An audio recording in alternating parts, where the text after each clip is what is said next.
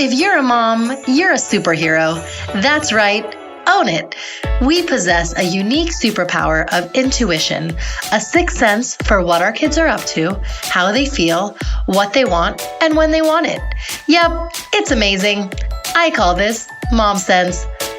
Oftentimes, we are Googling for answers, joining Facebook groups, or relegating to taking unsolicited advice from our friends when all we have to do is listen to that voice inside us.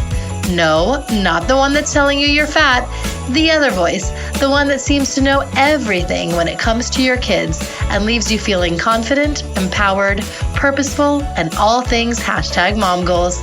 Hi, I'm Kanika Chadda Gupta, and I'm a mother of twin toddlers and a baby, double the fun plus one. And I can honestly say that now that I'm a mom, I feel like my life is just getting started. On my podcast, I interview industry experts and real-life mamas on their mom sense experiences, tackling topics like how to teach kids to meditate, what it takes to have the marriage you've always dreamed of, and how to master your car makeup routine. Grab your latte, that's probably ice cold by now, and take a listen to That's Total Mom Sense. So in my opinion, the most challenging facet to being a parent is wondering if you're making good decisions for your kids. Should I sleep train or not? How much screen time? Should I opt for a nanny or daycare? When are we doing away with bottles? When to start potty training? And these small problems evolve when we have tweens and adolescents who are faced with peer pressure, bullying, self-esteem issues, keeping up with competitive academic environments, honing in on their passions, and being socially accepted. Sue Groner is the founder of The Parenting Mentor, which provides on-site and virtual sessions for parents of toddlers through teens. As a University of Pennsylvania Wharton School graduate and a former advertising executive, Groner uses her training in creative problem solving with her CLEARR methodology to help parents foster and maintain a more fulfilling and stress-free experience while in the trenches of the day-to-day child rearing. She lives in New York with her husband and 2 children. So one of the quotes I want to start this episode off with is from her book, and it's by Dr. Elliot Barsh, a pediatrician. One of the most frustrating aspects of parenting is that there is no school for it. You learn by doing. Sue Groner's parenting tips provide immediate access to wise and loving guidance that can help when navigating the many day-to-day challenges we encounter when raising children. Her big picture, common sense approach offers parents a toolbox that allows them to act from a position of confidence. Sue, welcome to That's Total Mom Sense. Oh, thanks so much for having me. Most welcome. Okay, so let's start from the very beginning. What were you like as a young mother? Well, I wasn't a young mother, but as a mother of very little kids, I've had a lot of fun. Like, I really enjoyed the process. There were times where I was exhausted and frustrated, but for the most part, when they were really little, I had a lot of enjoyment through that phase. As they got a little older, it got a little harder. And by the time my kids were in middle school, I was a very stressed out and anxious parent. So tell us about your kids, your son and your daughter, and that, the transition into becoming tweens. Well, my kids now, my son's going to be 20 in 2 weeks. Oh, wow. And my daughter's 22. So, I finally figured out how to get it all right. Yeah, you made it. And hopefully, the reason for the parenting mentor is so I can share that with other parents so they don't have to go through the phases that I did, which we're trying. When did you realize that, I'm hitting a breaking point when you had your middle schoolers? I think I felt like I had to control everything that they were doing. They needed to get their homework done. They needed to be cleaning their room. They needed to be going to bed at a certain time. They needed to be practicing their instruments. It was just this constant crazy thing that I was going through. Right. Instead of looking at them as individuals and treating them that way, I kind of I say now that I think so many parents look at their role as parents as this 18-year engineering project. And I can relate to that because I think I was doing the same thing. Fortunately, I stopped myself and I took a huge step back, and it made a really big difference. But it was a process to learn how to do that and to learn how to communicate with my kids in a way that they would be open to listening and that wasn't judgmental. Absolutely.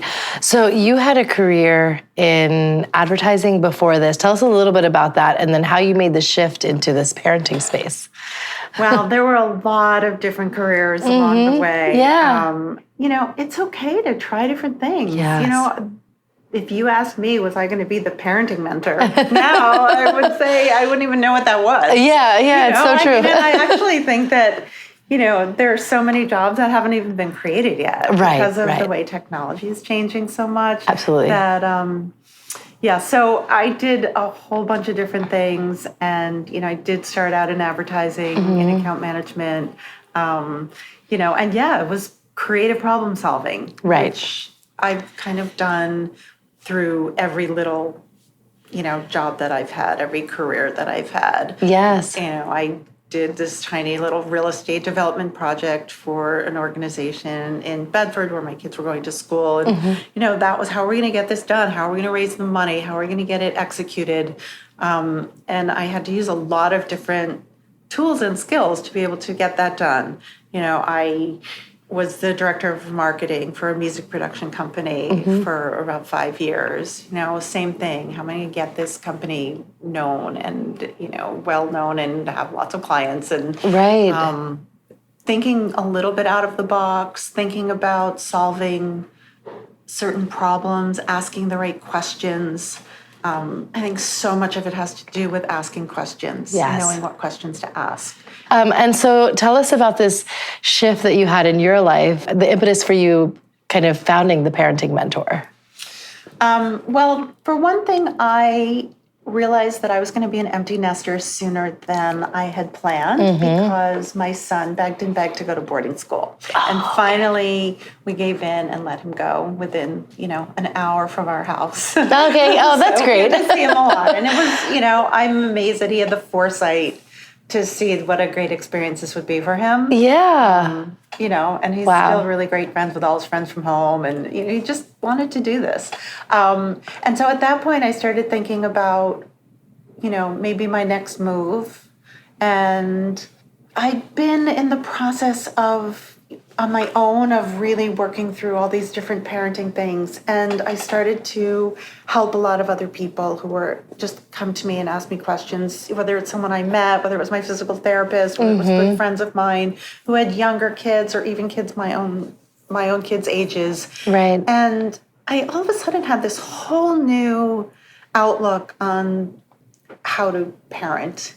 And I was getting a lot of very positive feedback, and I was getting a lot of, you really should do this as a make it a business kind of comments too. And I finally said, you know what, this is a great idea. This is going to feel good. Yes. It's going to feel good to me to help parents kind of deal with these everyday inevitable stresses. Like, you can have the most wonderful kids in the world, but no one is exempt from that kind of stress and anxiety. That just happens. Exactly. It just happens. So true. So true.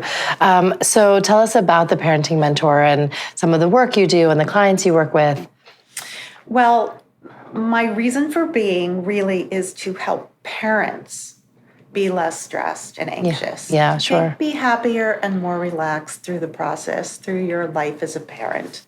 I work with all different kinds of clients. Right. I work with parents with, kids who are, maybe 18 months and up. Yeah. I don't really work in the newborn, first year phase because there's so many experts who just deal with those kinds of issues. Sure. But once a kid is like 18 months, 2 years old, all the way up to, believe it or not, parents with adult children. Because there are a lot of issues that can come up with that too. I'm sure some of your listeners may be those adult children that are having the issues with their own parents. Right. So, I think we have to think about this as an ongoing process, but once you kind of learn the basics and you can really buy into them, then you shouldn't have problems down the road. Oh, that's great. That's really, really promising to hear. I work one-on-one. I work with both partners. I can do it online, whether it's Skype or Zoom. I do small groups up to 8, either again, in person or via Zoom. Okay. And I'm getting into the corporate arena as well, because I think that full-time working parents really need support. And I think, it's something that companies should really start offering. What do you think in this day and age, the biggest challenge that parents face is? I think now, like I said before, that the challenges that we think are the challenges are those that come from the engineering aspects, right? Because the things that cause us stress are our kids not getting their homework done, or not behaving in a certain way, or not working hard enough at something that, or they're not sitting down nicely at the table when they're 3 years old. And we project onto them as adults, which is a really big problem. It's a natural thing to do. But when we look at our 3-year-old or our 8-year-old and think, oh my God, they're doing this now, that means that's how they're going to be as an adult, it causes us to be so worried that we feel we need to jump in and change this right away. Right. And I say, instead of this engineering project, let's look at our role differently. Let's look at raising self-reliant, resilient children who have good problem-solving skills and good coping mechanisms. Right. And parents say to me all the time, I just want my kids to be happy. Right? Well, first of all, what does happy represent to me? And everyone has a different explanation. No one's happy all the time. Yeah. To me, happy is knowing that I can get through my life. I can get through a day or a week or a month. Knowing if something bad happens or if something's challenging or tricky, that I can handle it. Yes. Yes. If I'm sad or upset or whatever that is, I know that I will be able to work through this issue. So to me, learning those skills was really important. And if we don't think about, I just want my kids to be happy, we think about, I want to know that my kid can handle being unhappy. Yes. My kid can handle frustration, can handle disappointment, can handle worry. Right. All those really natural emotions that are so much a part of life. Right. Then we don't have to worry so much. We don't have to jump in and try to fix everything all the time, It's so true. I remember, I was one of those parents who wanted to fix everything. If my child wasn't happy, I would want to fix it. Yes. And make sure I could do whatever it was to make them happy. And now I'm completely the opposite. Right. Now when my let them work through it. Have something, listen, let's face it. Kids right now don't have a whole lot of adversity in their lives. Yeah. They're pretty lucky. And so when they do, I think we need to kind of celebrate that in a way and say, this is great. This is now not a problem. This is an opportunity for my child to start to develop a little bit of those things. Right. To develop some resilience. Yeah. To develop some coping mechanisms and problem-solving skills and self-reliance. That's fantastic. So what is one thing that you think parents, again, in society at this point in time, are doing well? I think a lot of parents now are not trying to pigeonhole their children into one thing or another. Yes, that's changed generationally. Yeah, I think that, gender norms are less prevalent than they were. I really hope that continues because, it's just, and it's hard because we were conditioned in a certain way. Right. And if you sometimes you don't even think about the ways that you were conditioned. It just is a fact in your own head. You grew up in a household where you were there pretty much for 18 years, and your parents were your parents. Yeah. And what they said kind of went. Right. You didn't have the experience that, say, your partner had. Yes. Or your best friend had, or any other parent that you will see. Yeah. And so we come to it all with very different ideas of what's right and what's wrong, which also, by the way, can cause a lot of the stress between partners in terms of the parenting. Right. But I think just even like gender roles were very more identifiable, I think, when we were children, when I was a child, than they are now. Absolutely. I think working away from that is great. Is a positive change. Yeah, I completely agree. Tell us about the CLEARR method. So the CLEARR method is an acronym. It's one of my favorite things. I love acronyms. Yeah, they're great. And this one stands for communication, love, empathy, awareness, rules, and respect. So my CLEARR has 2 R's to it. Yes, yeah, that's right. Once you kind of figure out and work with me and hear lots of different examples how to use it, it really becomes sort of the template for handling issues that you have with your children. I mean, I can give you an example. This is probably for older kids, but I think this one really works, is the cell phone. Yes. You know, and some parents will come to me and go, I can't take it. My child's on their phone all the time. I want to like smash it. Right, right. Yeah, of course. Take it and smash it. And they won't even look up. yeah, the first question I say is, what are your rules around cell phones? Right. You know, or with the iPad or whatever it is, right? And they say we don't have any. And I'm like, all right, well, first of all, you have to have rules. Yes. They're really important. Right. When your kids are really little, you need to set the rules yourself. Right. When your kids are a little bit older, engage them in helping you to set the rules. Right, because then they get skin in the game. Yes. But the first thing in the communication process and this whole CLEARR thing is understanding why they want to be on their phone. Like it's with anything with your children, if you can try to be them, put yourself in the mind of a 2-year-old or an 8-year-old or a 12-year-old, whatever it is, and think back, if you're that age, how would you be feeling right now? Right. And so to me, the cell phone thing is a great way to be connected to your friends. And that's a wonderful thing. Yes, You know? yes. Like I used to come home and my parents would say, why are you on the phone? You're with your friends all day. Get off the phone. You know, of course my phone had a cord to it. Right, I remember when I was that. a kid, but it's the same thing. I wanted to stay connected. And you know what? How great for kids now that they can be connected to a whole group at the same time. Right. It's so easy to make plans. Yes, you know? And it's just fun to communicate and share things that are going on. And so if you go into the conversation like that and say, hey, you're so lucky that you have this. Yeah. You know, and it's great. And I love that you stay connected with your friends, you know, but there's some times where it would be it's good to not be on our phones also. You know, and you can acknowledge too how you use your own phone. Right. You know, it's great for me. I like to stay connected to my friends. It's great and very efficient way for me to get a lot of business done and make appointments and whatever it is. But then I feel good putting it away for a while. Right. Let's talk about, you know, when are times as a family where we can put our phones away? Yes. Yeah. You know? So now, like, I'm showing empathy.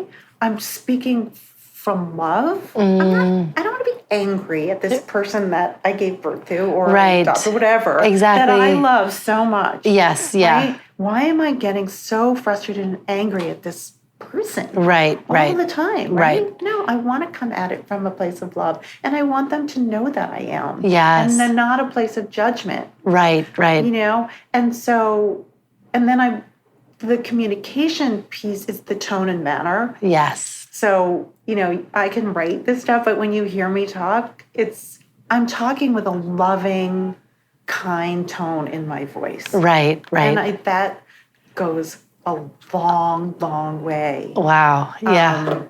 And way more effective than being, you know, a disciplinarian. Yes, because that's just going to get them to rebel. I know. Anyway. Yeah. And then the respect piece is also there saying, hey, I get this. Yeah, exactly. I want you to be participating in helping us come up with the rules. Right, exactly. You know, think about it. Let's give it a try. Yes. Oh, that's great. That is really great. You have some tips on engaging and communicating with grandparents too. So if you can shed some light on that, I'm just curious to hear. Well, yeah. I mean, as someone who's getting towards having adult children, I guess I could consider my children adult children. Sure. Now. You know, as your kids get older and older, like the less advice you can give, the better. Okay. You know, I mean, no one wants, listen, a little kid doesn't want to be judged. Right. A big kid definitely doesn't want to be judged. And if you're giving advice and you're saying, well, I think you should do it this way, or why aren't you doing it that way? That sounds like judgment. Yes. Because that sounds like, well, you don't think I'm doing it the right way. Right, exactly. And so as a young mother who's hearing it from her own mother or, you know, her mother-in-law or father-in-law, whatever, her father, or whoever it is that's questioning what she's doing can be very, very off-putting. Yes. And that, I think, is the root of so many issues that come with the grandparents. Right. And so my first thing is to say, to really think about what it is that's bothering you in that relationship. And probably a lot of it is judgment. Sure. And then you need to go and sit down and do the same CLEARR type of thing. Yes, exactly. You know, it works there too, yeah. With that particular grandparent. And, you know, I say, it's got to be kind and loving again. Right. And, you know, let's say it's your mother-in-law, right? Maybe you don't love your mother-in-law so much. You know, maybe you guys are kind of different personalities. And but this is your husband's mother. Right. Or your partner's mother. And so, A, they should get a little respect. And B, they did something right. Yes. You know? Yes. So we have to remember that. Right. Yeah. And got to give the credit where it's due. Say, you know, you sit down and say, you know what, it's so important to me that we have a great relationship. And I really want you to be and have an active role with our children. Right. You know, like that grandchild relationship is really special. It's so special, yes. And I really want to figure this stuff out on my own. You know, I may make mistakes along the way, but, you know, my partner and I really want to do this ourselves. You know, if we're ever stuck, you know, we may want to come to you and hear what you did. We may not take that advice, but, you know, we'll be happy to listen, but we want you to know that this is a fun process for us. This is special. Right. We don't want to do it exactly the way you did it. Yes, we don't exactly. want to do it exactly the way my mother did it. Right. Or the way any other family. Did yes, it. You know, things change. We're reading books. If the grandparent says, I'm really concerned about blah, blah, blah, you can say, you know what? Thank you for bringing that to my attention. I'm going to talk to my pediatrician. Okay? And that's the end. Right, exactly. Don't fight it. Don't engage in it. Yeah. Just say, oh, thank you for letting me know. I'm going to talk to my pediatrician. Right. And that's the end of the conversation. You know? And then if they that's a good way out. go to you more, you can say, you know what? I did some research. I talked to my pediatrician and everything's fine. But thank you for your concern. Right. And not in a dismissive, rude way, but in a loving way. Yes. Yeah. You know, so much more powerful. You know, and then in terms of the rules part, you know, if you don't want your in-laws popping in unannounced, talk to them about it. Say, we want you to come. We love that you want to spend time with our child. But, you know, let's schedule some times that work for both of us. Okay. Okay, so now I want to talk about your book. Your first book was Parenting 101 Ways to Rock Your World, Strategies for Parenting with Sanity and Joy. And I absolutely loved this book. I read it in one sitting, and I feel like it was just words of wisdom.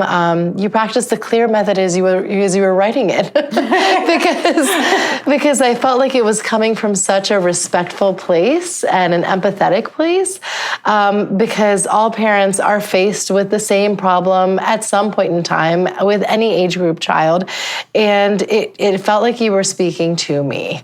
Tell us about, you know, how the book came about. Firstly. Well, I hated reading parenting books when I had young kids and middle schoolers, and I felt that I was doing such a bad job as a mother when I would read these books because everything they said to do, I felt like I had already missed the boat and I'd already screwed up my kids, And then I would try something new and my husband would say, "You're reading another book, aren't you?" And he would be able to tell every time I read something new because I would be changing the rules or I would and I would never get through a whole book either. Yes. Oh yeah. Oh my goodness. Right. So I wanted it to be really easy to read and I wanted it to be very non-judgmental. Yes. And I even say in the introduction, read a tip, and literally there's one tip per page. So you could just open it up and read a tip and put it away. Exactly. If you want. I'm if it resonates, give it a try. If you try it and it doesn't work for you or it doesn't even resonate, move on, read something else. Right. You don't have to do all 101. They're there to exactly make your parenting easier to, like the tagline says, strategies for parenting with sanity and joy. And that's really what I'm trying to do with this book. I call it the parenting book for parents who don't have time to read parenting books.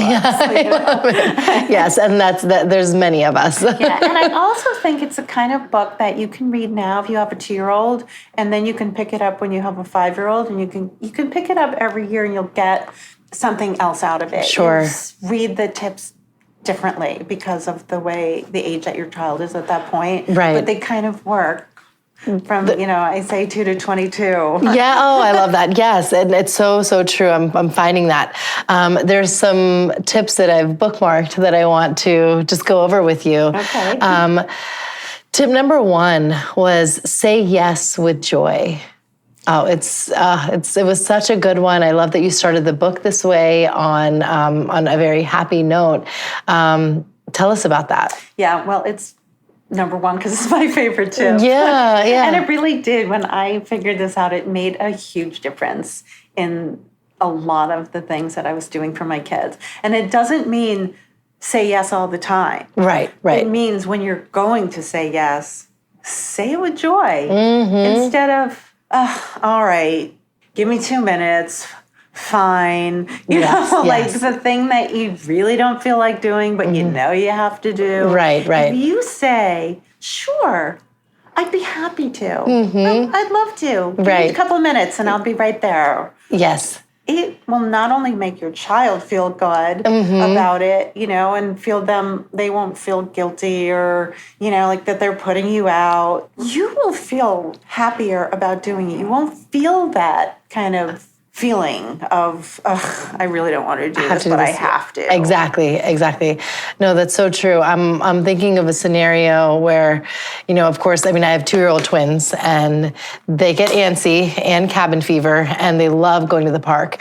And my husband already does this when they just are itching to go outside and sometimes they say they want to go to the park. He will say it with such enthusiasm and be so emphatic, let's go to the park. And they get so excited, and it's just the entire experience is so much more fun. It's not like, oh my God, fine. But even if you have to drive your kid to a play date, right? Or take them shopping for something. Yeah. Or, who knows what to help them with a project. Whatever the thing is, think about to yourself, wow, this is an opportunity for me to spend a little time with my child. With them, yes. Yeah. And just the act of saying it and smiling when you do makes you feel better about it. It's crazy. Right. It really, really works. And even now, if my kid needs a ride to the train station or whatever, I say, sure, I'd love to. Aww. Do it because I'm now in the habit of doing it. But even now, if I don't feel like it, I say it because it makes me feel better. It makes you, and it makes them feel better, of course. Yeah. Great. The next tip was do not brag about your child. And you also included a quote by Khalil Gibran. Your children are not your children. They are the sons and daughters of life's longing for itself.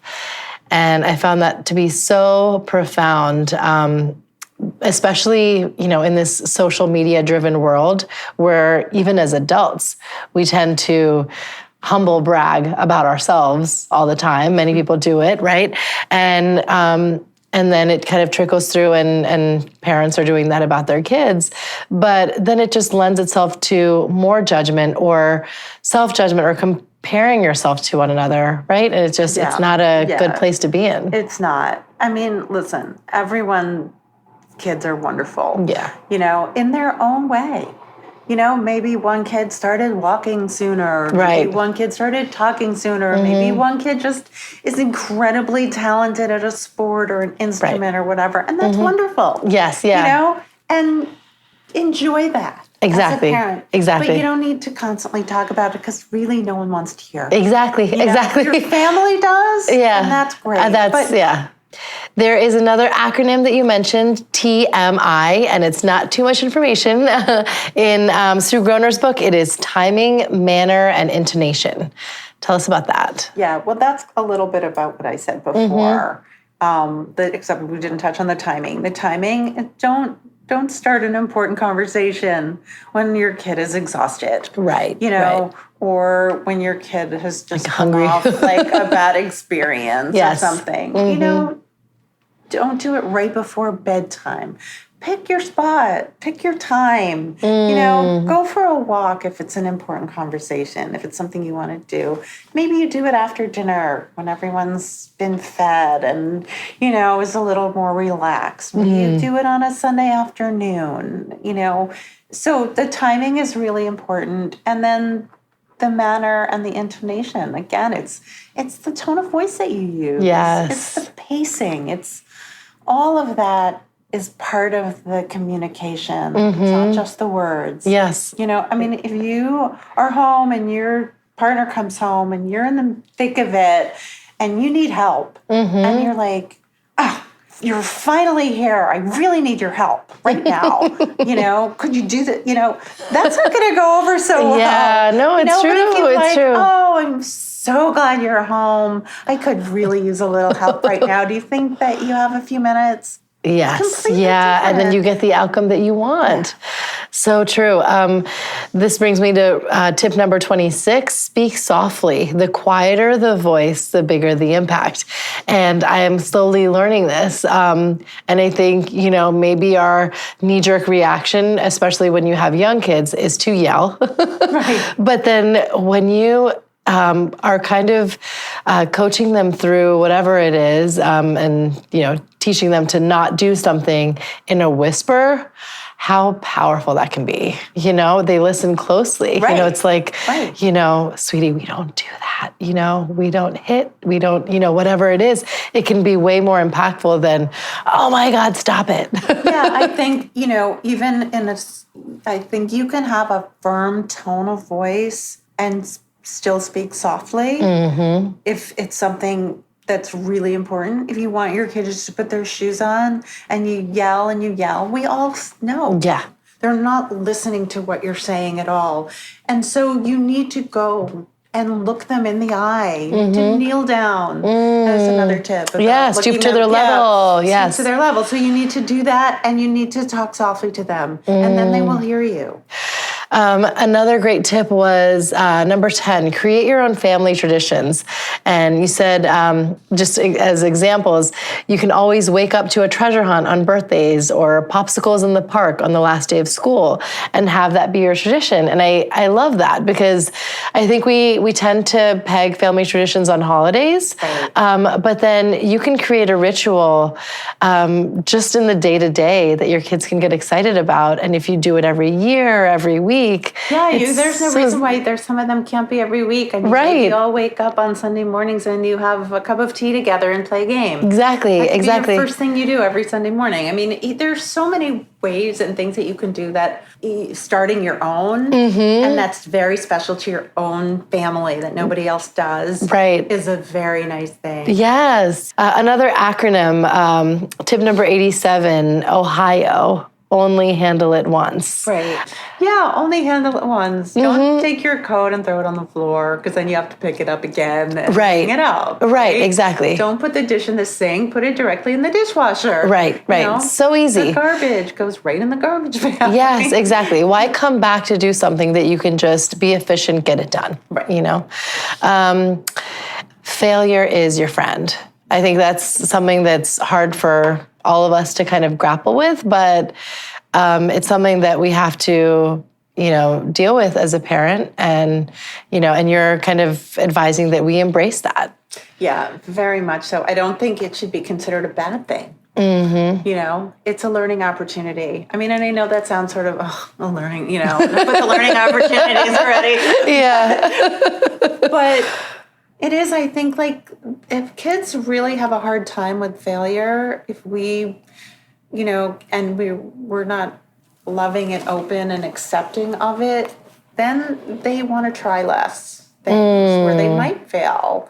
Then their ability to problem solve, will diminish because they're not going to be open to trying things that may not work. Right. I mean, with our kids, when, maybe they came home and they were unhappy about a test grade or their report card or whatever, and instead of saying, why did you not get all A's, or what do you think of your report card? Wow. It's I want them to own it. Right.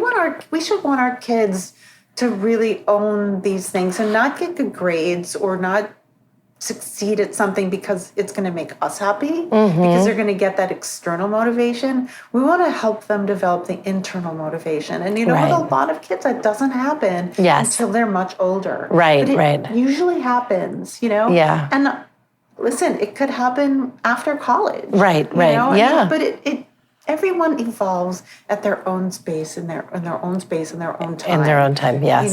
And we can't keep pushing and forcing, and it just causes so much conflict. So you look at that report card and they go, well, I wish I had done a little bit better on my math, and say, okay, well, do you have any ideas what you could do?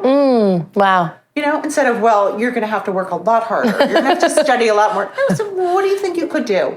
Okay, great. That sounds great. Give it a try. Oh, wow. This is really great. I think that this is essentially the opposite of helicopter parenting. I wanted to actually share a scenario. A friend of mine works in HR, and she said she was just so appalled at the fact that a lot of the millennial children who are applying for jobs, their moms are calling to negotiate their salaries. So what do you have to say about that? I think it's horrible. Yeah. It's horrible. I think it's horrible that parents call professors in college. Yes. I think it's horrible that parents are calling teachers in high school or middle school, or honestly, even grade school. Okay. I think what we can do is help our children learn to advocate for themselves. That's what's important here. Right. And I think that if we can realize that the outcome, these individual outcomes, are so much less important than the process. Okay. Right? Yes. So, yeah, if my kid has chores to do and maybe they don't do them well, or maybe they forget 3 days out of the 7, it's a process. Right. So then we're going to talk about it. And we're going to say, well, what can you do? What do you think you can do to remember to do them on these other days? Exactly. And so not going to expect that as soon as we all agree that you now have chores to do, that the first week it's going to be perfect. Yes, exactly. But it's how you get to that point. And then you're not just getting them to do chores, you're getting them to learn to take on responsibility, to remember. Hold themselves accountable. Yes. So many great things that come, but we always have to remember this is a process. And these kinds of things take time. It's developing habits, it's breaking habits. Right. And think about it for yourself. Yes, exactly, right? exactly. Those things are not that easy. Yes, yeah, exactly. It's great points. So what's next for you? In addition to doing the workshops and the groups and the individual stuff, I'm really excited about working, in the corporate environment because I just think that those are the parents who need the most support. Things like, reducing the morning mayhem, right? I mean, how many parents you know how hard it is to get your kids out of the house in the morning. Yes. Imagine having to be at a meeting at a certain time that you have to be prepared and focused for. Sure. By the time you get to work, you're already exhausted and frustrated, and you probably yelled at your kids, and you were rushing, and you're sweating, and like, how do you get out of the house in the morning and not feel that way? Right. There are a lot of, fairly easy skills and strategies to help with that. Yes. How do you deal with sibling rivalry? How do you go to work? Or even if you're not full-time working, how do you deal with, worrying constantly about that fight that your kid had with her best friend? Or the audition for a play or tryouts for a team or a big test that your kid had. Like, you don't need to be spending so much of your day worrying about that stuff. Worrying, yes. Yeah. I mean, we all went to school, we all experienced it, but we don't need to be there to wear our children's emotions. Yes. And again, let me say, this is not easy. It takes a long time to get to that point. You need to keep telling yourself this over and over. And even with me as the parenting mentor, it took me talking about it for a long time until I actually embraced it and felt it. And now when my kids go through hard times, I am there for them, for support.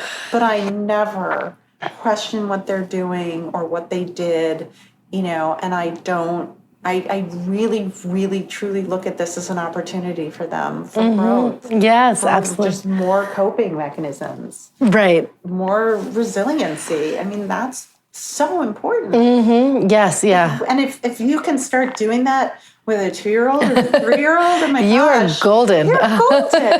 And another thing that I feel is really important, and if you can start it with little kids, it's great. If you haven't, start it now. It's never too late, in my opinion. I think one of the things we need to do is to start normalizing negative emotions. Oh, yes. So when your kid is upset by something, instead of, we're going back to the fixing concept. Right. Instead of fixing, acknowledge. Yeah, you know what? I don't blame you for feeling that way. Right, and validate. I would feel the same way. Or, it's a bummer you didn't get invited to that birthday party. When I don't get invited to a party or an event that I would really love to go to, I get disappointed too. And give them a hug. And that's kind of it. Yeah. You don't need to talk about it anymore. You don't need to then say, well, don't worry, we're going to go do something really fun that day. Right? That kind of defeats the purpose. Right. Let them sit with that emotion. Yes, yeah. And they've gotten through it. Yes. And when they do, you can acknowledge, wow, you were so frustrated a little while ago, and I watched how you got through that, and that was really impressive. You must feel really good about that, as opposed to, I'm so proud of you. Yes, yeah. Because again, that's like, how do you feel? Right. You were able to do that. Right. And then we need to talk about our own feelings the same way. Wow, Mommy is so frustrated right now. I've been looking all over for my phone and I can't find it anywhere. I'm so frustrated. I can't get my computer to work. I can't open this jar or anything that you find frustrating or disappointing or you're worried about. Yes. Our kids need to see that we feel those things and that they're normal. It's normal, yes. Because I really think that, when we're always saying, and I used to do this, oh, sweetie, don't worry, it'll be fine. Oh, honey, don't be sad. It's okay. Right? All those feelings. What are we saying? Yes. Don't feel sad. Way. Yeah, you exactly. Feel that. Right. Or not cry. And so that when they do, they're thinking, I feel this way, but I shouldn't feel this way. Right. So now there's something wrong with me. Or then there's the anxiety. Like I really double down. Yeah. Yep. Absolutely. Don't be worried about being worried. Right. Don't be concerned about feeling sad. Like, okay, I feel sad. Yeah. That's a normal emotion. And tomorrow I won't. And you won't. Yeah. Yeah, you will get through it and allow yourself to. Yeah. How has motherhood changed you as a person? I think it probably made me a much less judgmental person. First of all, I don't judge other parents. There could be, one of your good friends could have a kid who's just really, really, difficult. It had nothing to do with the parenting. Yes. Yeah. Nobody knows what goes on. And, you could look and just see a kid acting out or acting up and, just assume, well, what's the matter with that mother? What's the matter with that father? But you don't know what's going on. Yeah. And also with my own kids, I don't have these ridiculous expectations. And the more I just kind of observe, the more fascinating I find it. Yeah. If we kind of say to ourselves, wow, I'm so lucky to have the opportunity to watch a little human being evolve into an adult. I get that privilege. Right. Then it kind of changes our perspective a little bit. Instead of, I have this little child and I'm going to mold it into what I want it and expect it to be. Yeah. I'm going to just see what happens. I'm going to present opportunities and guide. Yeah. And let them go with it. Oh, wow. That's so beautifully put. I also think the concept of quitting is such a negative, and instead it's okay, I'm done with this, I want to try something else. Yes. If your kid is doing a sport, you know what, you made a commitment to the season, you got to stick it out, but if you want to try something else afterward, that's great. Right. Go for it. I think that life should be like a funnel. You start out at the bottom of the funnel and it keeps getting wider and wider and wider. More and more and more opportunities instead of the other way around where you are pigeonholed into having to do one thing and excel at only one thing. Right. I'm still learning and growing. Yeah. I love how you put that. Okay, so one thing that I do ask all of my guests is their mom sense moment. And mom sense is, my coined term for a mother's own sixth sense, our intuitive power. So was there, a point in time that you remember that it's oh, wow, I trusted my mom sense here and it didn't steer me wrong? Yeah, there is actually, and after having positive results from what I did, I just continued to do it with both of my kids. And we were actually in Telluride, Colorado. My daughter was maybe 16 months old, I think. She was really young. Yes. And I could see she was starting to get a little agitated where we were. We were sitting in a booth in a restaurant, I remember. And this person that we kind of knew came and sat with us. And I could just sense that she wasn't having a good time with this experience at the moment. And I didn't want it to get worse. Right. And so I just picked her up and we went somewhere quiet. And I just sat with her and said, hey, just want to let you know what's going on.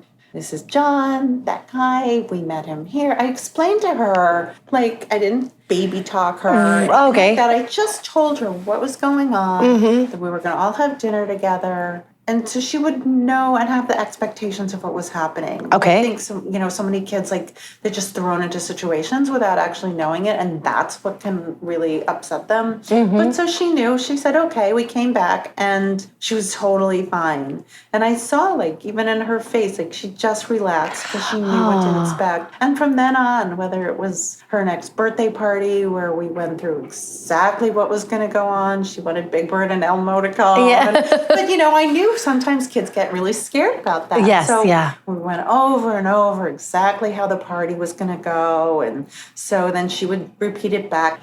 And so I found that the more I could prepare my kids for anything that was out of the normal routine, the happier and better off that they would be. Wow, that's really good advice. Let's not forget our quote of the day. There are lots of quotes that resonate with me, and I'm always finding new ones. I actually heard one yesterday that I wrote down, and it's probably not verbatim. Right. It was actually, I was in the car, and I heard former Vice President Biden giving a speech. Let's use our example as power, not our power as example. Oh, wow. Oh my goodness. Yeah. So, That's powerful. My power as a mother to a little kid is I could yell and punish, but what good is that, right? Yeah. I want to set an example and use that. It's now time for Mom Haul, when we share products we love. So is there a product that you just want to share with everyone? Yeah, there are two actually. Yeah, Can I sure. do two? Okay. Of course. One of them, which my whole family loves, are Yasso bars. Okay, Yasso. YSSO. Yasso bars are 100 calories and they're yummy. They come in all different flavors and they're actually really good. Okay. I think they're like Greek yogurt bars, but they don't have that like soury taste. Oh, yum. Yeah, they're really good. Those sea salt caramel ones. Okay. Good to know. Yeah, that's great. I guess the other thing that I'm loving lately is high quality CBD oil. I take some drops under my tongue every night before I go to sleep. And it just, I've never had much of a problem sleeping, but it really does give me a better sleep. And, supposedly it really helps with anxiety. And you just need to get a really good quality one. Right. And then you take the tincture and you just put the drops under your tongue and you just let them absorb. I think, It's great. I'm sure a lot of us moms need that, I think it would be such a great thing for moms. Really help them get to sleep. And And check out. Right. You know what I mean? I think that there's so many things swirling in our heads, especially right before bed, to-do lists. And I mean, if you are worried about something, but it's a lot. And it's nice to, sometimes you need a little assistance to just check out. Right, rather than taking a prescription. Right, exactly. Exactly, yeah. This is still like manufactured medicine. This is like all natural. Okay, well, thank you so much for being on the show. This was so insightful, and it was just fun to be able to chat with you and connect with you on this personal level. I know that I'm going to definitely use CLEARR now in my parenting, and I think a lot of the moms listening are going to do the same. Oh, I hope so. Great. Wonderful. Thank you. How did you like today's episode? Sue is amazing, isn't she? I loved her book, Parenting, 101 Ways to Rock Your World, Simple Strategies for Parenting with Sanity and Joy. The tips are short and sweet and apply to kids of all ages. So whenever you are seeking a bit of advice, you can pick up the book, take it in, and implement the strategy in your daily routine. It's brilliant. I want to thank you all for listening and subscribing to my podcast on Apple Podcasts, Google Podcasts, Spotify, Stitcher, and more. I'd like to share one of my reviews with you now. This one is by C. Cash, and he says, "My sister loves listening to your podcast and just happens to be expecting, so I was trying to help her find some new shows, and I stumbled upon Kanika's That's Total Mom Sense. Ever since I showed her, she's been obsessed, so I just want to leave a quick thank you for scoring me some good Big Brother points." Smiley face. Oh my goodness, this review makes me so happy. You are definitely getting those brownie points, buddy, and you're going to be an awesome uncle. I can already tell. I wish your sister a very happy and healthy pregnancy. And if you're listening, savor every moment, sweetie. Meditate, take time to connect with yourself and the baby and all your loved ones. You are creating something so beautiful, and your life will be forever changed when your little one arrives. Well, write to me, all of you, at thatstotalmomsense@gmail.com if you have any questions, comments, or just want to say hi. And remember, always trust your mom sense. Stay strong, super mamas. See you next time. That's Total Mom Sense.